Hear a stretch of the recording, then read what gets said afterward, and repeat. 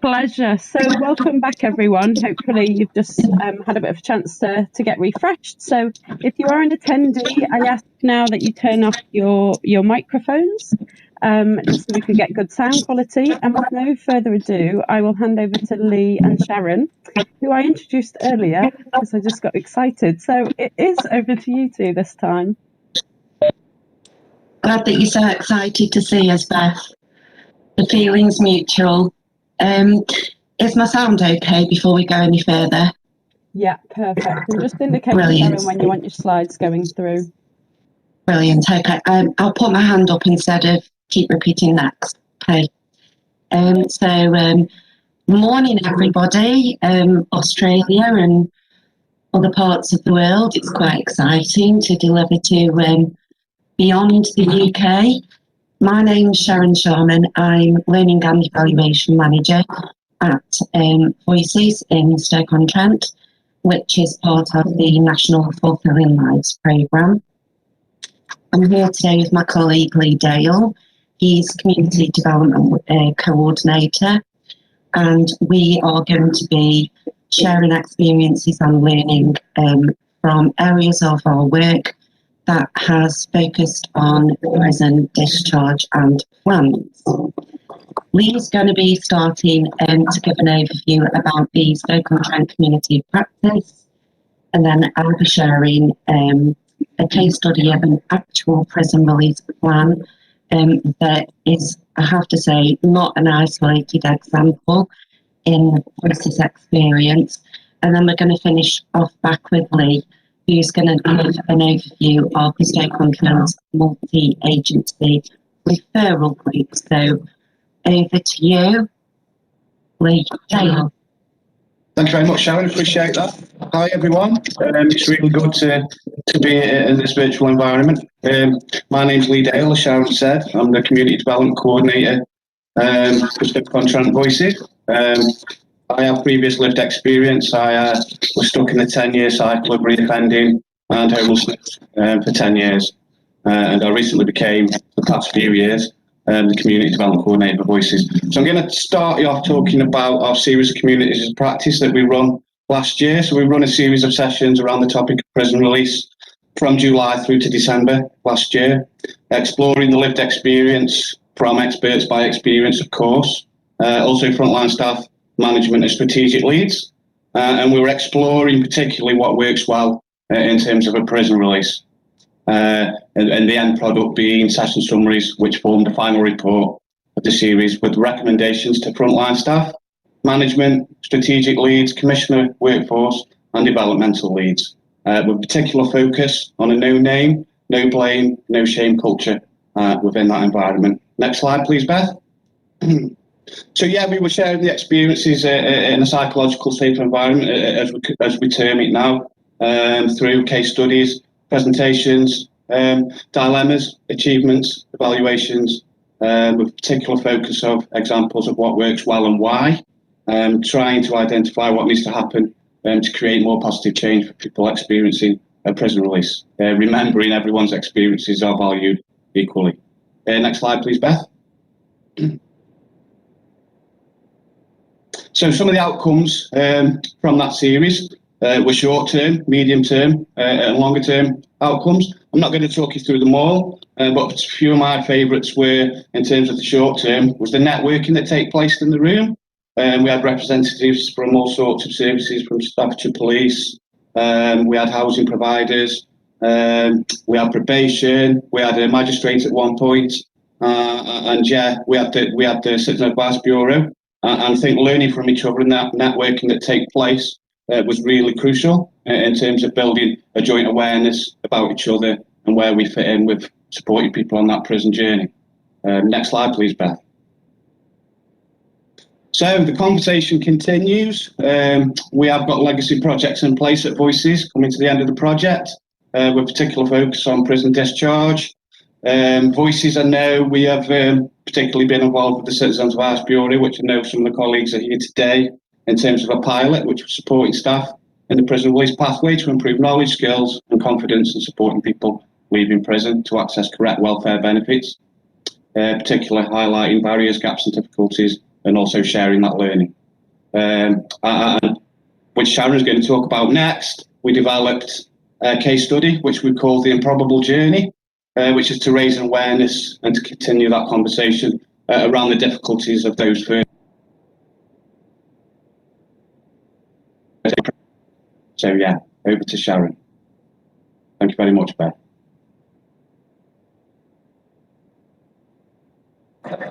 Thanks, Lee. I've just realised I've done the classic. I was unmuted and trying to speak to everybody. So we have got limited time today. This is an overview. I picked out the main points of the actual full case study publication. And I think, Beth, you're going to put the link in the chat, is that right, to the full case study? Yeah, I'll load it in a moment. Yeah, so you can take this away and read the full version in your own time.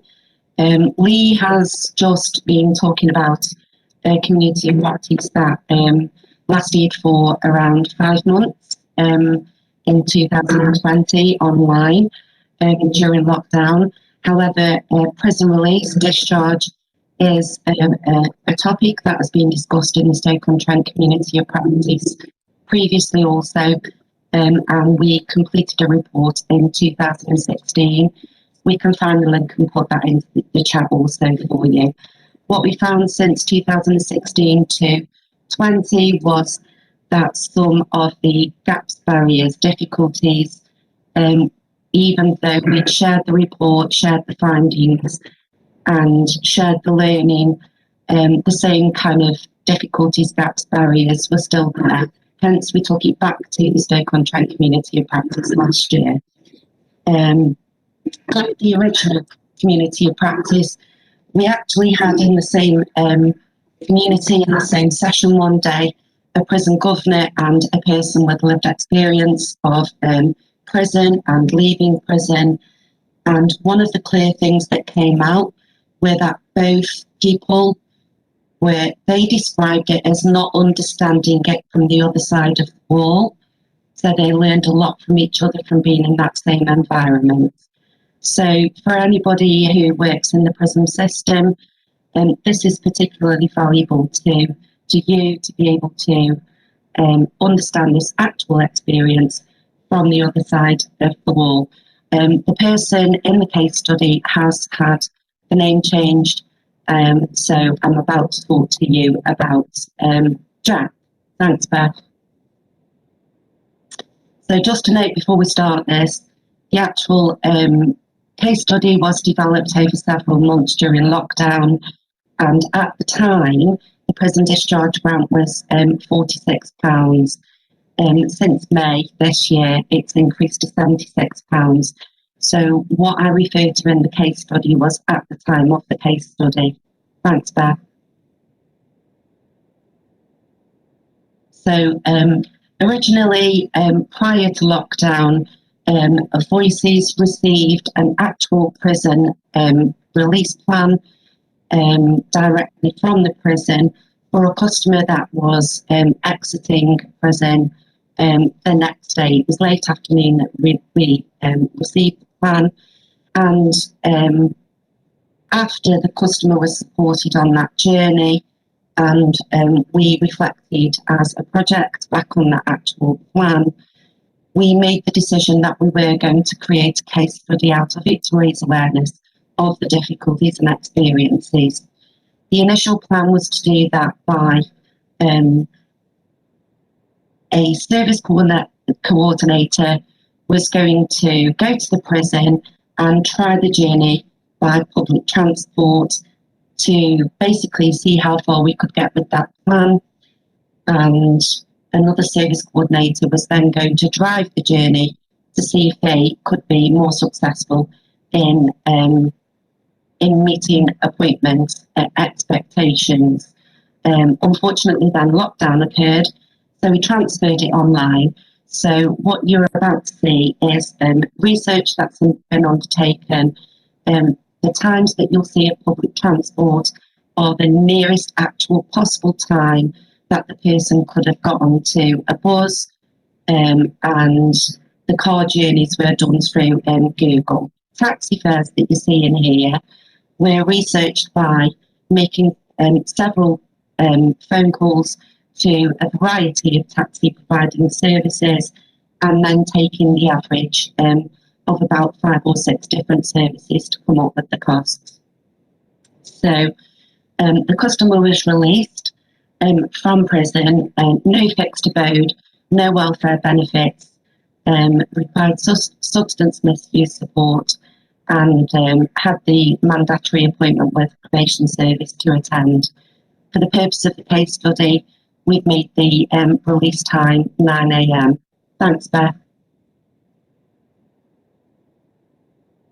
So this is Jack's actual prison release plan. The only thing that's changed on here is the name of the towns. As Lee's mentioned earlier, we act on a no shame, no name, no blame culture. We're not naming the prison, we're not naming the person, and hence we've put in some creative town names, but just to say that the services that the person had got appointments with are in 2 different towns within Stoke-on-Trent, about 3 miles apart. When this is the actual plan, and we can see already that the person's had 2 appointments booked at the same time, 3 miles apart in separate towns. Thanks, Beth. So what we did was the journey by public transport. The times that you see in the boxes above the timeline are the actual times, the next available bus. The crosses that you see are the appointment times. The red cross is indicating that the appointment has been met. So the impact of attempting to follow the prison release plan by public transport was, by the end of the day, that the person had no accommodation or welfare benefits in place, not even a claim, no substance misuse support, and hadn't engaged with the probation service. He travelled for 7 hours and not made 1 single appointment. Thanks, Beth. So then we tested Jack's journey by car with a support worker. So we can see by the green ticks that 4 out of the appointments were, I've just seen a comment, absolutely shocking. I do apologise, everybody, it's still hits emotions. There we go. Sorry about that. I need not to look at the chat while I'm doing this anymore. So, yeah, 4 appointments were successfully made. That was because the service coordinator in the car with the customer, they were able to be a little bit more creative about which appointment they could try to make it to on time. With the 2 appointments that were due at 1 o'clock, that was around what the customer felt was the priority for them. So 1 appointment was chosen. The impact was there was still no accommodation at the end of the day.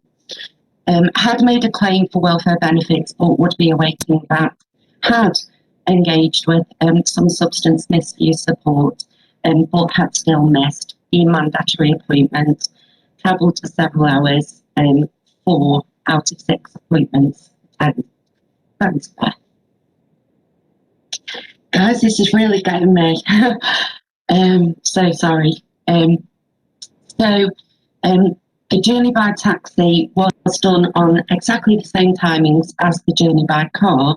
However, that doesn't account for the fact that Jack might not have had a telephone with credit and that was charged. He'd got contact numbers for, the nearest possible taxi services. This is assuming that there's no waiting time between the taxis and that also there are no travel delays. Timings, as it says at the bottom there, similar to the car journey, but doesn't include any of that potential additional time. Thanks, Beth. So We can see on the right-hand side that we've broken it down into stages.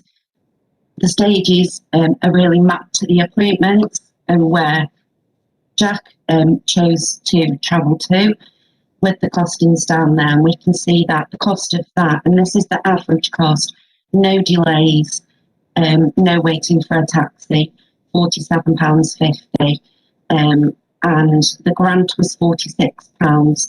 So we can see from that that it very likely was an improbable journey indeed. Thanks, Beth. So what we also did was had a reflective session around how did that make people feel.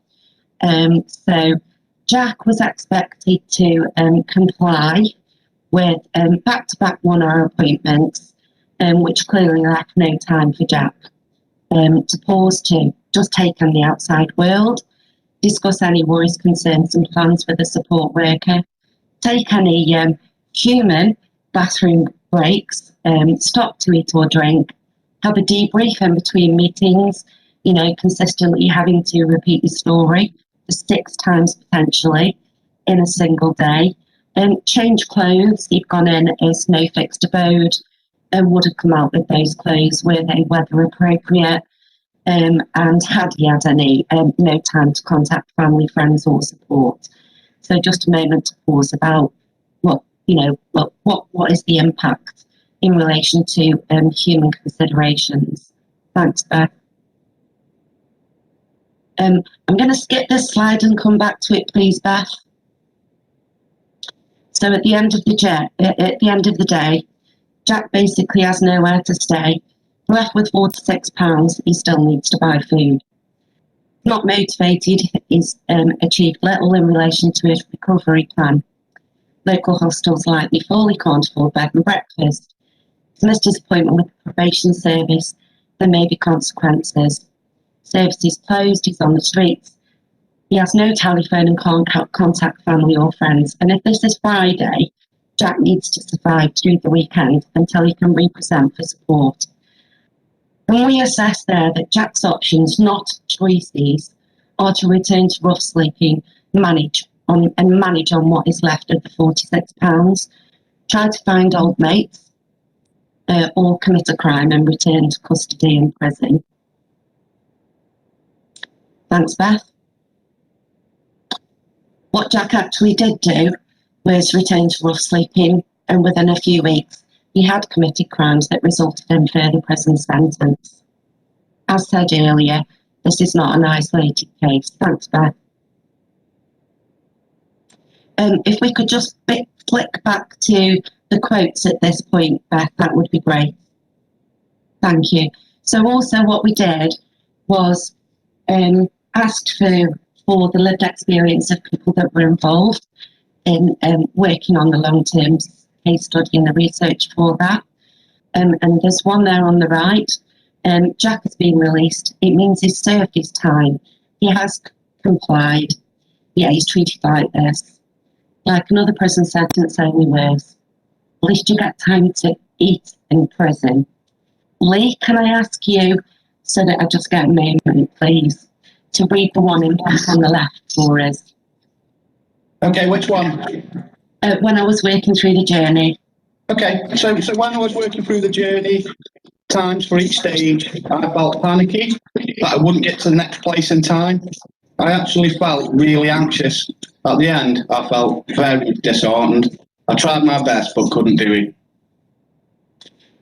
That particular worker was researching online, and when she realised that it wasn't possible, she cried.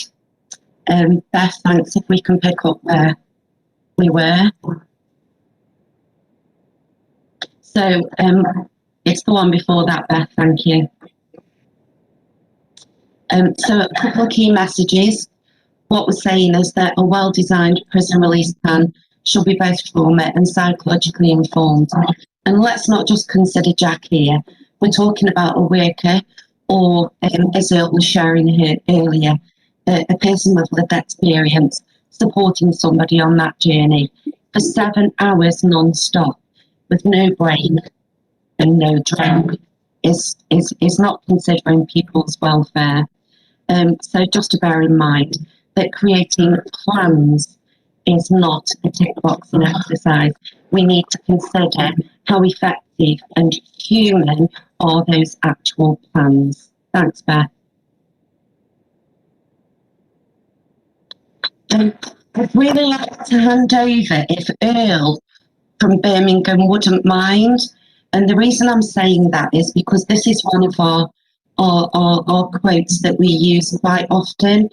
And I really like the fact that Earl focused on the word hope. And so if Earl wouldn't mind reading out the statement that's on the ticket there for us, I'd be truly grateful. No, thank you for asking. Okay, so a one-way ticket. Can I just say, you just mentioned something that I've never actually thought of before, but you're right, actually, we can tend to spend a whole day with somebody who's been released and what have you. And I've never actually thought, oh, we don't actually have breaks, because there is no time, there is no breaks. Earl, I've seen workers on a Friday afternoon come back to our project base at 4 o'clock, 4:10. They've snatched some fast food. They're sitting at the desk, trying to phone people and update them, still trying hard to find some accommodation for that night. And that is their breakfast. They are literally starving. Yeah. So, thank you so much for reading this out for us. Okay, cool. So, one-way ticket or a round trip. The person who lost faith in the future, his future was doomed. With his loss of belief in the future, he also lost his spiritual hold. He let himself decline and became subject to mental and physical decay. And that's a quote from Viktor Frankl, psychologist. The classic tribute to hope, Earl. Perfect. We've almost got hope. So the message to anybody that's involved in co-designing or designing prison release plans is please be the difference between sustained prison release and people returning on that round trip. I'm going to hand back over now to Lee. Thanks very much, everybody. Okay, cheers, Sharon. Appreciate that. I think that was quite an eye-opener. I know the series of COPs that we did last year, and I know a few of my colleagues who were part of that are in this group today. And yeah, it was really an eye-opener what we learned in that series. So yeah, I'm going to talk about the MARG, as we call it, which is a multi-agency referral group we have here in Stoke-on-Trent. Next slide, please, Beth. Thank you. Yeah, so the MARG, Multi-Agency Referral Group, is a group of professionals from both the public and voluntary sector agencies that work together to overcome barriers where people and families in severe difficulty have become stuck, or there is a sense that nothing is working. People in this situation are often experiencing complex presentations relating to combinations of poverty, homelessness, poor physical and mental health, domestic abuse, addiction, severe hoarding, and antisocial or offending behaviours. And in these particular situations, it's even more important for professionals to cooperate fully, despite uncertainty. And one of our legacy projects that we here at Voices is to embed the MARG within the systems of Stoke-on-Trent. Next slide, please, Beth. Thank you. So why does it exist? Good question. So the MARG brings services and agencies together to share responsibility. So it's about that sharing of responsibility. Opposed to working in isolation, to responding to people that appear to have become stuck and where perception of risk may be escalating to become unacceptably high. Particular emphasis upon collaboration and flexible responses, drawing on the resources and expertise from across the public and voluntary sector. So what is being promoted is a whole system response rather than an individual service response. And I love this quote at the end, it's a system issue, not a person's problem, and definitely not a problem person. So shared responsibility, shared resource, and shared learning is the whole ethos of the MARG. Next slide, please, Beth. Thank you. So the relationship between the MARG and the SO4 community of practice that I mentioned that we have a particular focus on in terms of the prison release topic.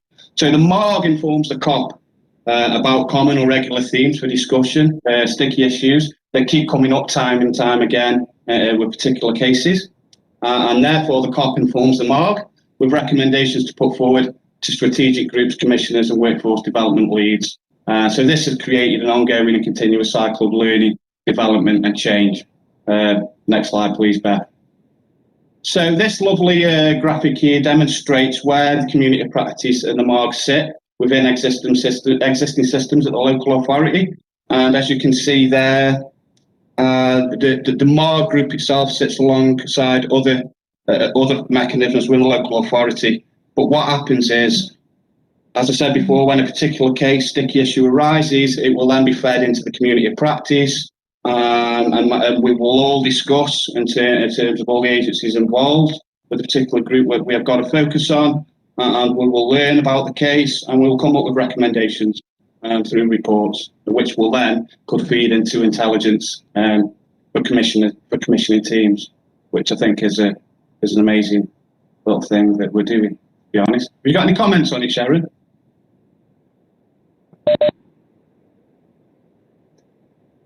Oh, I think you're muted, Sharon. You're muted, Sharon.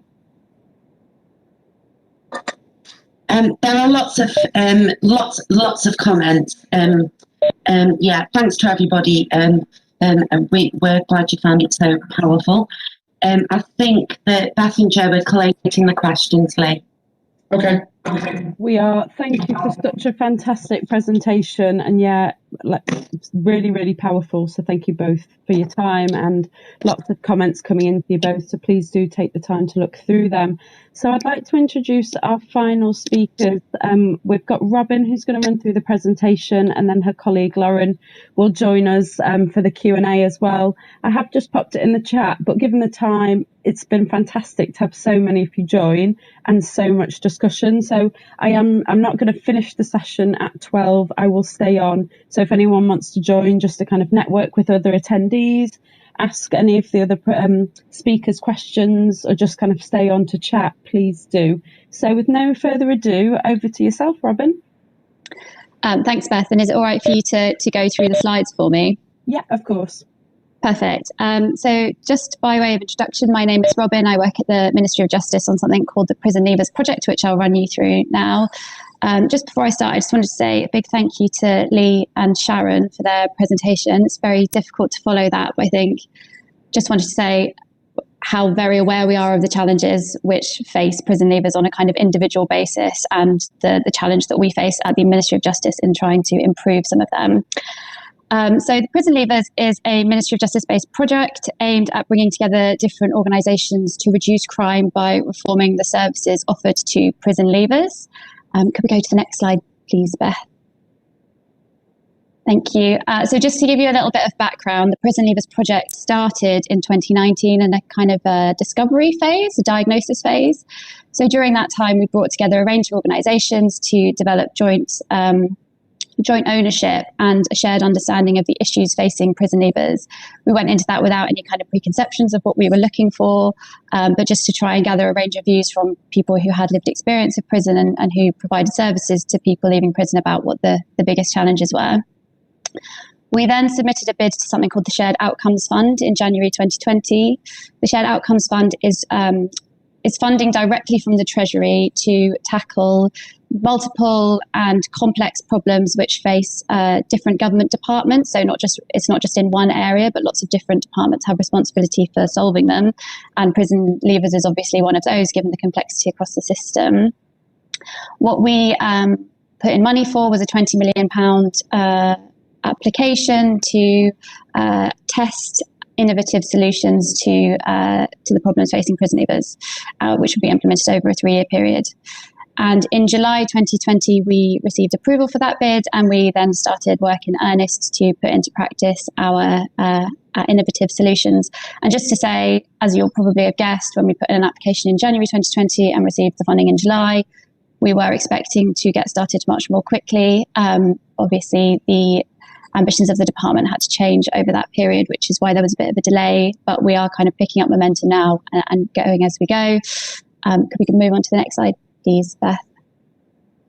So the Prison Leavers Project, as I've said, aims to reduce crime and the damage it causes to society by increasing the social inclusion and reintegration of prison leavers into society, because we know that is crucial to encouraging them to desist from crime in the future. We have approached the project with the key principles in mind. So one of those is to co-design the services that we'll be delivering. Prison leavers have been involved, as I said, in the discovery phase of the project, and are involved in the design and the delivery of the services that we're hoping to get into, and I'll describe them in more detail in a second. We're also trying to be innovative in what we deliver, so that is rapidly testing and exploring new ideas. And what we mean by that is the MOJ has acted as a commissioner many times before. The government is a commissioner, obviously, as are local authorities, but often when you commission something, you're focused on the end result, or you're focused on specific numbers of outcomes. And what we're trying to encourage the organisations that we commission to do is to let us know what's working, let us know what's not working, why it's not working, to have an iterative process and an open discussion about things, rather than just seeing the MOJ as their removed commissioner. We also want to take a systems-led approach, which in our mind is bringing together different parts of the system, which we know often don't work well together. So whether that's service delivery organisations, the third sector, the public sector and the private sector, and making sure that everyone is kind of bought into the challenge together. And I'll explain a little bit more about how we're trying to do that. And then finally, we're evaluating the process from start to finish. We have an external evaluation team who are already on board with us, who attend lots of our meetings. We have a substantial amount of our budget being spent on making sure that we're evaluating the services and the innovative solutions that we come up with, but also our ways of working to implement them within the MOJ itself. So if we move on to the next slide. And so I won't go through this in a great amount of detail because I don't think it will be news to anyone here, but the findings from the discovery phase, where that there are various complex and interwoven areas that need to be focused on if you want to support prison leavers once they leave prison. And these are the areas that we will be focusing on in the Prison Leavers Project. So if we move on to the next slide.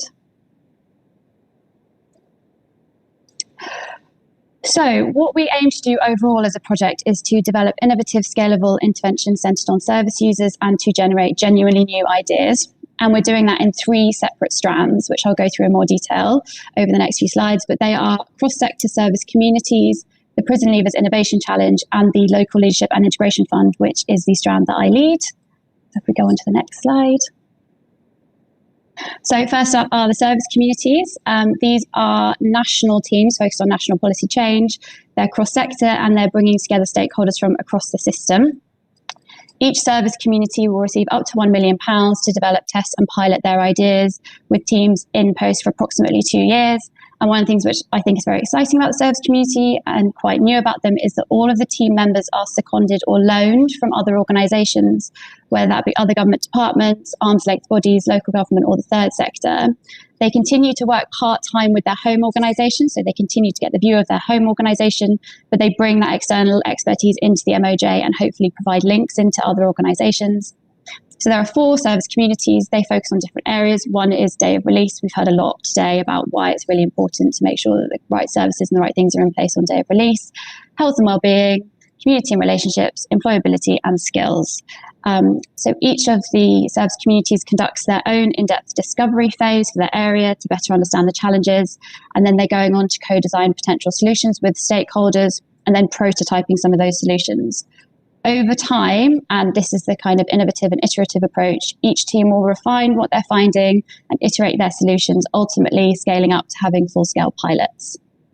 Next slide, please. So the second strand is the Prison Leavers Innovation Challenge, which is sometimes described as the way that we're bringing the private sector into the Prison Leavers Project. So it aims to stimulate and test innovative solutions from tech startups, which could support prison leavers. So they're working closely with the 4 different service communities to generate and test these new tech solutions that could transform outcomes for prison leavers. And they're doing that by setting challenge statements, which are clearly defined challenges that we're inviting SMEs and tech startups to try and solve. And some of these are focused on, for example, how prison leavers can take ownership and control of their data, or how they can coordinate some of their appointments on day of release, stuff like that. So up to 4 SMEs will be selected at the final stage of the Innovation Challenge and will receive up to £350,000 to develop and implement their pilot. and they will have support from our delivery partner, who are much more experienced than us in the MOJ at kind of delivering new tech innovative services. And they'll also have support with the from a service community, so it's all kind of linked in together nicely. And then next slide, please.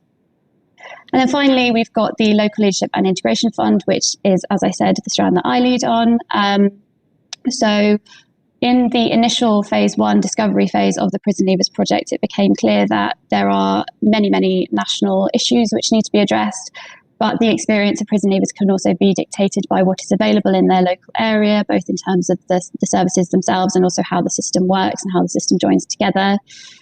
So we have £7.1 million of funding available to applicants into a grant, and it will provide funding and support to local leaders and agencies to find new ways of working together. The way that we've structured that is that we've asked public and third sector organisations to join together in partnership to come up with a pilot that they would like to deliver.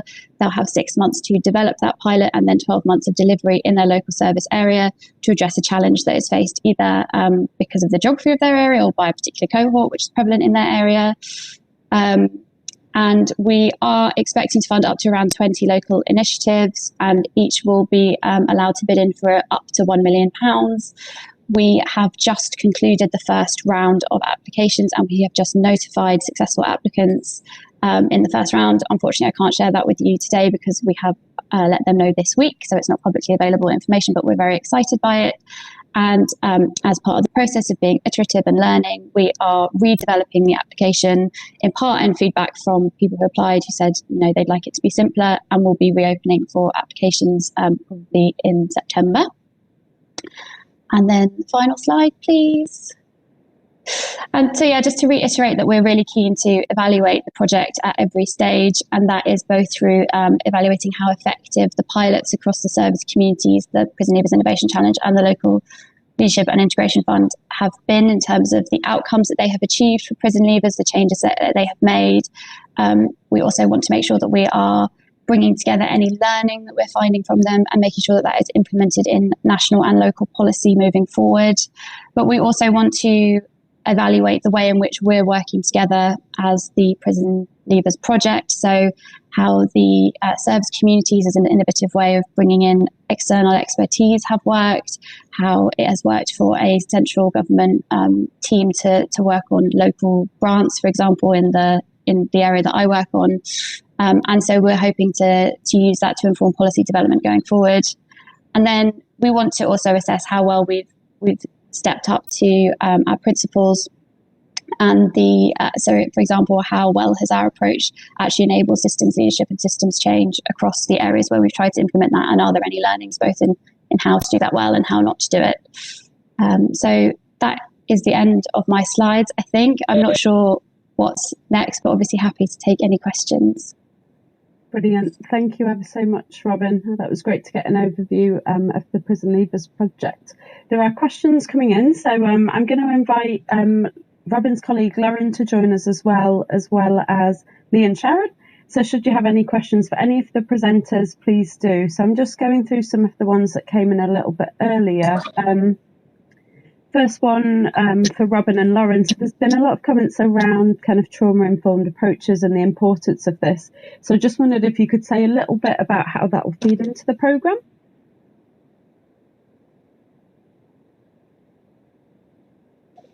Do you want me to take that one?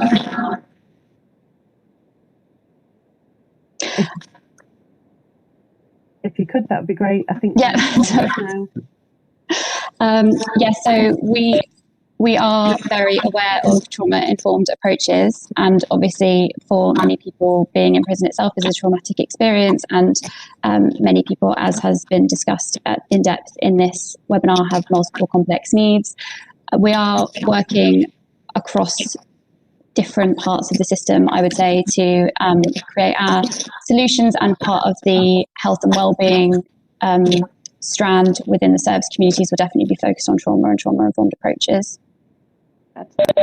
Apologies, I lost connection at the crucial moment, but I think I caught the gist of the question. So I think certainly in the service community strand of prison leavers, so our core teams that we've set up looking at health and wellbeing, employability and skills, community relationships, and the day of release from prison. Conversations that all four of those teams have been having, they're all really aware of the importance of taking a trauma-informed approach, and I think that's kind of a unifying theme across all of our service communities. I know we're short on time, but if any, I think we've got some members of the team who are also in this session. So if any of them are sticking around for a conversation and networking after 12 o'clock, I'm sure they'll be able to say more about that. Brilliant. Thank you, Lauren.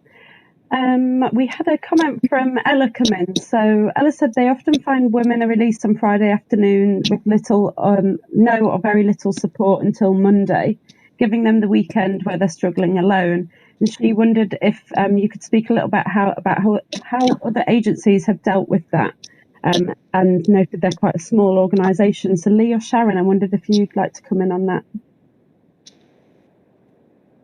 Do you want to go first, Sharon? No, feel free. Yeah, I think it's important to note that it's also men that get released on a Friday also. I don't think it's just exclusive to women.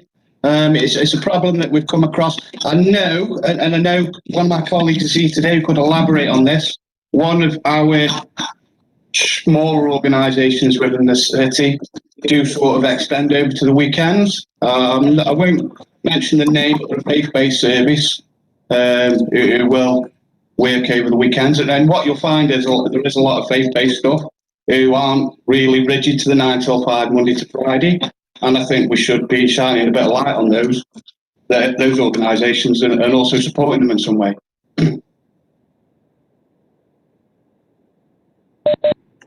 Thank you ever so much, Lee. Sharon, did you want to add anything?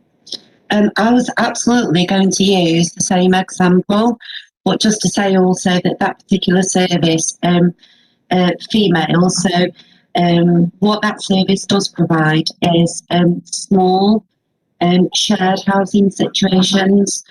And I know that during lockdown there were several instances where the person leaving prison, it wouldn't have been appropriate for them to share with the person that was already in that house. And that particular service has been extremely flexible in meeting people's needs, and actually moved three different customers around in the service so that prison release, the person being released from prison, was moving into what was an appropriate environment for them. Brilliant, thank you. It is absolutely about shining a light on the best practice until more statutory, my dad's foreign tongue, I do apologise, services get to realise that when people do flex, when services do flex and creativity is applied, that it's absolutely okay to move 3 different people around.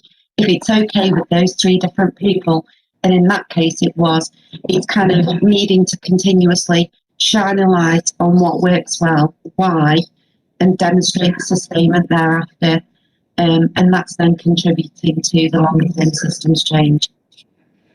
Definitely, thank you, Sharon. And yeah, I think today's just start to shine a light on some of those examples of best practice, and people from other kind of organisations as well, giving loads of great examples in the chat. So thank you.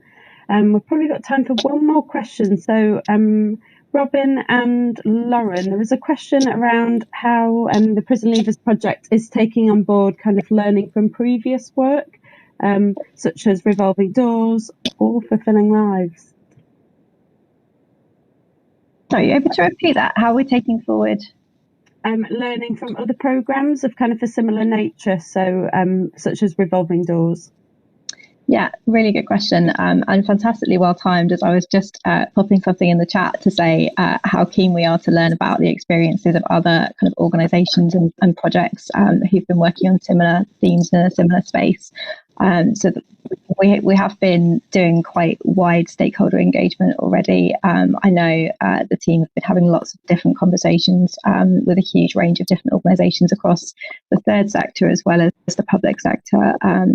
But there's always more that we can learn, and there's always kind of more opportunities for us to share what we're already starting to learn at the early stages of our project and learn from others. So what I'm going to do is put in the chat in just a second the kind of mailbox for the whole team, and if anyone who's attended this session has insights that they'd like to share, if you're intrigued by anything that you've heard about our project, if you want to get in touch, please do reach out to that mailbox. Let us know if there's a particular part of the project that you're interested in, and we'll put you in touch with the right people.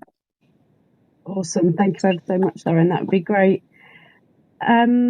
It is 12, so for those who do need to leave at 12, I'm going to draw the session to a close, and I just want to say thank you to so many of you for joining us. It's been really kind of, even as myself as a host, really informative and powerful. These events always seem to be, so a huge thank you to the speakers for making that possible. You're all fantastic, so carry on doing the work that you are, and keep in touch. So for any questions I haven't got a chance to answer, I'm going to cipher through everything in the chat box later today, and I'll try and follow up with those key questions. We'll also share contact details for the presenters as well. So please do get in touch if you want to have a chat or follow up about anything they've said. So I promise to kind of keep the session open. I'm in no rush to leave. I realise other people will, and you've given us 2 hours of your time already, so thank you ever so much. If you would like to stay on, kind of chat, network with other members, or ask any kind of further questions, please do pop them in the chat or unmute yourselves, and yeah, just a bit of time to network.